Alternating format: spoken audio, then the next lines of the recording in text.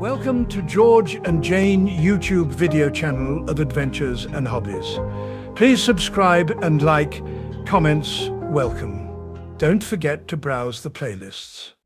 Hi YouTubers, it's George. Waiting for the MOT station to open, and it's the Bongo MOT today, and it's booked in at 8 o'clock. And I'm just looking at the mileage I've done.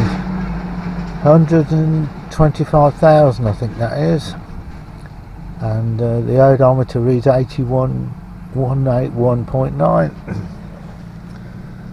And the MOT, on the last MOT,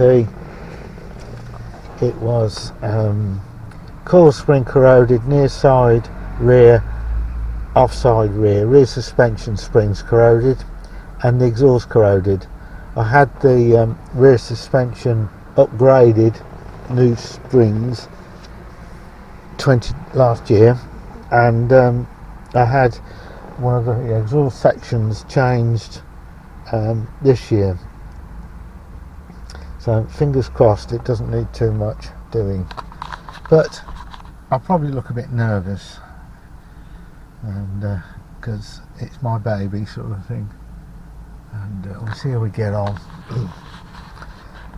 And I came early because what's it, 25 to 8, because there's a lot of roadworks in the centre of Corby, near the town centre, and you can get stuck in the traffic. I wanted to make sure I was here on good time, because I'm going to sit and wait with the vehicle, and it's quite warm already, and yeah, I think even the spiders are giving up the van. There's one on the mirror as normal, and there is one that lives down there right in the corner. What else have I done with the Bongo? Oh yeah, I've turned the automatic lights off, because you won't get them to work if it's sunny. There's a hidden switch. I've also installed a switch down here myself, temporary, because it's been so hot and it's been close to boiling a couple of times when I've been sitting in traffic in the Bongo. So this switches the cooling fan on early, which cools the engine. And I've done it before on a vintage car mine. I fitted an electric fan and a switch, and I've done it on another vehicle as well. So I can, if I know I'm going to be stuck in a traffic jam, I can, as soon as I stop, I turn it on, and it helps cool the engine rather than relying on the internal sensors to switch the cooling fan on. Right, I've not washed the van in weeks and weeks and weeks because the water crisis, and yeah, so I'm just sitting here waiting. Well, I'm back home now, and the Bongo failed its MOT, 2 brake pipes, hole in the exhaust, and a rubber gland on one of the suspension parts, which I don't understand. And I'm back home, and it's 7 minutes past 4. The temperature outside is 34.6, and the temperature in the bungalow is 24.6, and the temperature outside is 34.6, and it's 7 minutes past 4. Ridiculous temperature, and it's Monday the 30th of June. Okay, it's now George, well, sorry, it's now George in the garage.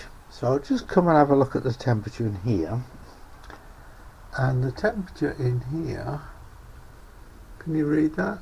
Top one, it's 37 degrees in the garage, and the barometer says rain. I can't stand it in here. It is extraordinarily hot in here. Oh dear. Hi YouTubers, it's George. I'm in the workshop at the moment. Just to let you know, give you an update on the Mazda Bongo. Yes, it did fail its MOT, and they thought they would struggle to get the part, and it's passed. And what it failed on was a hole in the tail box on the exhaust, and also the cross member strut ball joint with rubber seal that had gone, so they had to replace that whole section. And the advisories was the front brake pipes, not a fail on the front brake pipes. So it's now back with me, and it's fully MOT'd and done, so we can use it again, so that's pretty good.